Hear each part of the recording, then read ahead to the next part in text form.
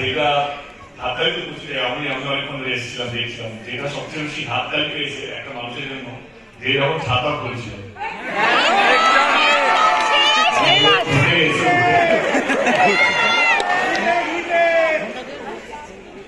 আমার চট খাওয়া আপনাদের ভালো লেগেছে?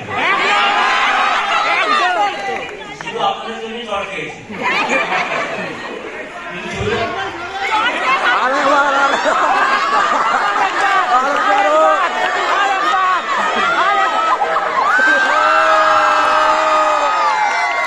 ভালো লাগে সবাইকে বলবেন ছবিটা দেখার জন্য আর সোশ্যাল মিডিয়ায় লিখবেন। ভালো লেগেছে তো? আমাদের ক্যাপ্টেন অফ দ্য শিপ যেটা মূল প্রধান, আমাদের ছবির মেন প্রধান অভিজিৎ সেন, অভিজিৎ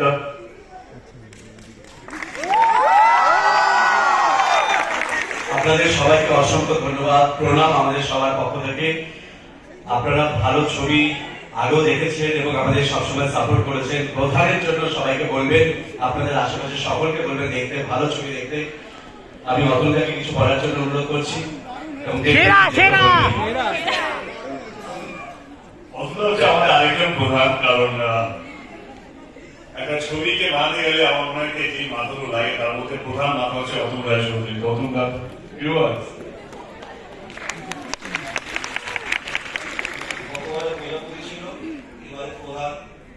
প্রধানের মতো এত উদ্দীপনা উন্মাদনা আমি এর আগে কোনো ছবিতে পাইনি। আপনাদের তার জন্য ধন্যবাদ। আপনাদের কাছে একটাই অনুরোধ, আপনারা দয়া করে আপনাদের ছবিটা ভালো লেগে থাকলে দয়া করে সবাইকে বলবেন সিনেমা হলে যে ছবিটা বাংলা সিনেমা ভালো থাকবে।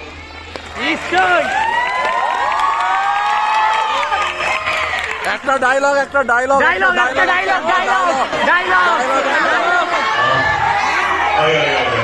আমার অনেকগুলো ডায়লগ আছে, অনেক বছর পর একটা ডায়লগ আমরা ছবি পেলাম। যেটা বলতে চাচ্ছিলাম যে এই ছবিটা অনেকে মনে হতো একটা রাজনৈতিক ছবি, কিন্তু আমাদের কাছে এই ছবিটা পুরোটাই একটা ভালো গল্প।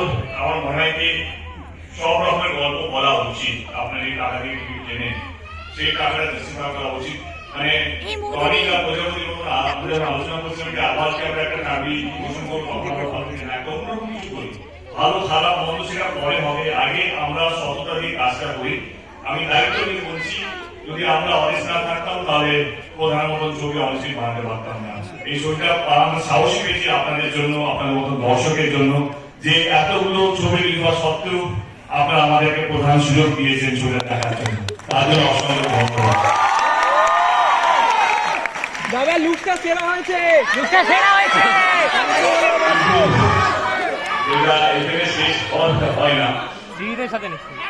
একটা ডায়লগ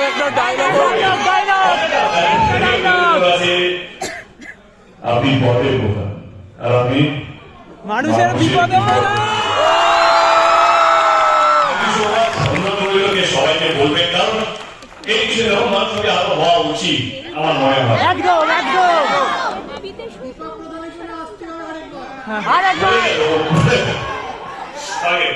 আরেকটা দাদা আমাদের অভিজিৎ সোমদা এসে গেছে, ওকে এমন বিজি না বলে স্টেজে তো উঠতে না পারে, লেট আসার সাক্ষী কিছু বলে শাস্তি, সরি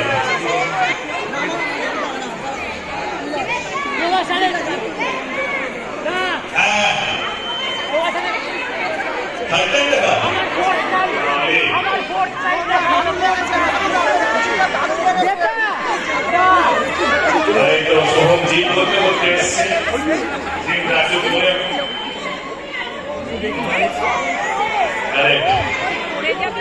ওকে দাদা আপনার নাম আপনি আপনারা সোহম এসে কথাটা বলবেন। Thank you so much. এটা আসল যে কারণে আমাদের হলভিজিট করা, সবাইকে বলবেন ছবিটা দেখার জন্য। এই ছবিটা সাপোর্ট দরকার, এই ধরনের বাংলা ছবির সাপোর্ট দরকার। এরপর থেকে আমিও লেট আসবো, তো আটটাই এই ধরনের বাংলাদেশ সাপোর্ট দরকার, তো পাশে থাকবেন এবং সবাইকে বলবেন ছবিটা দেখার জন্য। এবং আলটিমেটলি যা দিবে আমি অনলি স্টেটে খাবো। হ্যাঁ ওই হললিক্স ছেড়ে খাবো হললিক্স চোখে জল এসেছে তারা আমি কোথাও সার্থক হয়েছি। Thank you so much. হললিক্স হ্যাপি বার্থডে অ্যাডভান্স। এটাই সব থেকে আমাদের প্রাপ্তি, আমাদের বড় পাওনা। এবং যখন এই নন্দনে আমরা পা রাখি আমরা জানি যে নন্দনের অডিয়েন্স কিন্তু কখনো বলে না যে আমরা বাংলা ছবি দেখতে ভালোবাসি না, বরঞ্চ নন্দনের সেই অডিয়েন্স, সেই ভগবানের আমরা পাই যারা সর্বদা বাংলা ছবিকে এগিয়ে নিয়ে যাচ্ছে দিনের পর দিন ধাপে ধাপে, এবং বিশ্বের দরবারে আজকে বাংলা ছবি সমাদৃত। অসংখ্য ধন্যবাদ। ভাষাগুলো আমি জানি না, ভাষাগুলো শেষ নেই, আমি কি ভাষায় একটা dialogue। তোমাদেরকে কৃতজ্ঞতা জানাবো, ধন্যবাদ জানাবো। কৃতজ্ঞতা জানাবো আমার বন্ধু, আমার ভাই দেবকে ধন্যবাদ জানাবো, অতনুদাকে, অভিজিৎদাকে, এবং অবশ্যই দর্শক পেশার আমি সুতরাং আমাদের পরিশ্রমটা সার্থক হয়েছে। তোমাদের যে উচ্ছ্বাস, তোমাদের এই আবেগ, আমাদের এই পরিশ্রমকে যেমন সার্থক করেছে, তেমনি আরো আমাদেরকে দায়বদ্ধ করে তুলেছে যাতে পরের ছবিগুলো এই থেকে যাতে আমরা আরো বেশি করে পরিশ্রম করতে পারি, যাতে তোমাদের এই মুখে এই হাসিগুলো দেখতে পাই, এই আওয়াজটা পাই, এই হাততালিটা পাই, যেটা আমাদের আশীর্বাদ স্বরূপ আমাদের মাথায় থাকে। Thank you so much. সবাইকে বলবে দেখার জন্য, যারা দেখেন তাদেরকে বলবে যে প্লিজ আসতে, এবং এই বছরে সব থেকে বড় আকর্ষণ, প্রধান আকর্ষণ হয়ে গেছে প্রধান, যেটা আমরা প্রথম দিন থেকেই বলে এসেছিলাম। Thank you so much, love you all, 3 cheers for